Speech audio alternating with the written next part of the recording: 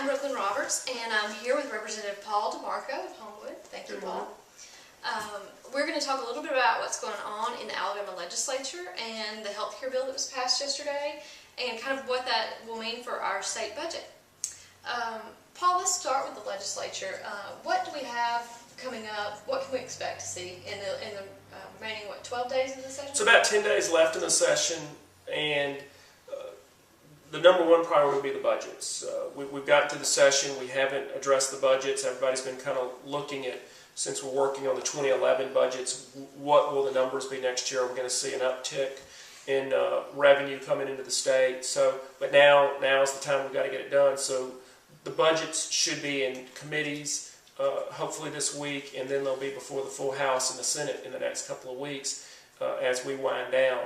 So that'll be the number one priorities, is trying to cobble together budgets that are balanced budgets, and where are we going to cut and mold to make these budgets provide the services that we need to do, public safety and education, but at the same time balancing those budgets. And it's going to be difficult.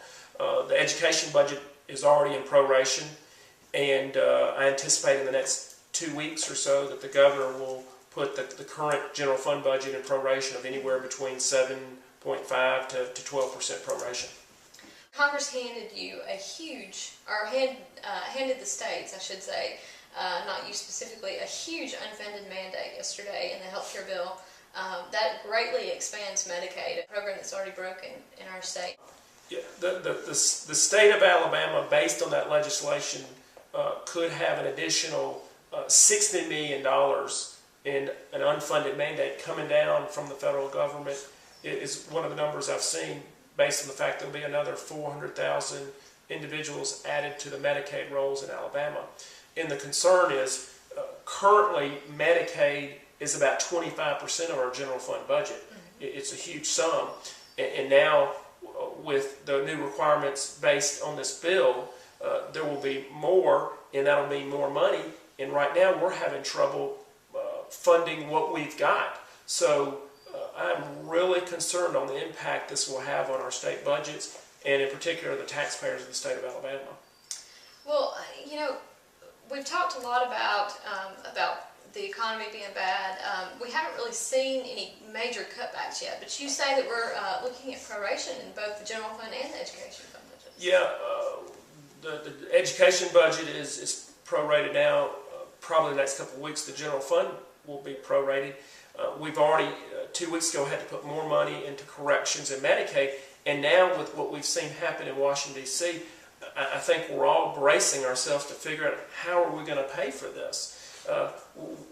That is why I'm assuming and hopeful, and Alabama needs to join in this litigation regarding how this bill will affect the states.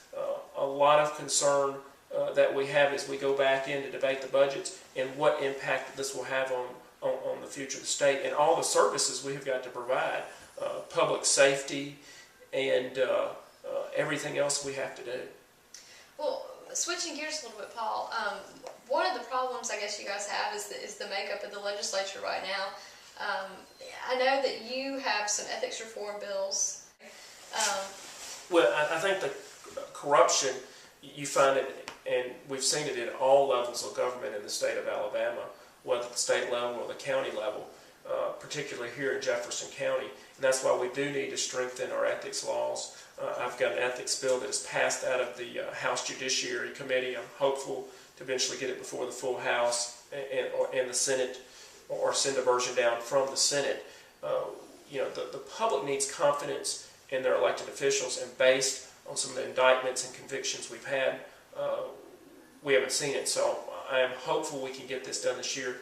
I think it is a priority of the citizens to see that our state government is run by individuals who follow the Alabama ethics law, and there are portions of it that can be strengthened, as other states like Louisiana have recently done. So that's some of the priorities that we need to see when it comes to the citizens, whether it's ethics reform, economic development, creation of jobs, and then again watching what's going on in Washington, D.C. Okay. Well, thank you for sitting down with me today. So, I appreciate you doing it, and thank you. Thank you, Brooklyn. I appreciate it.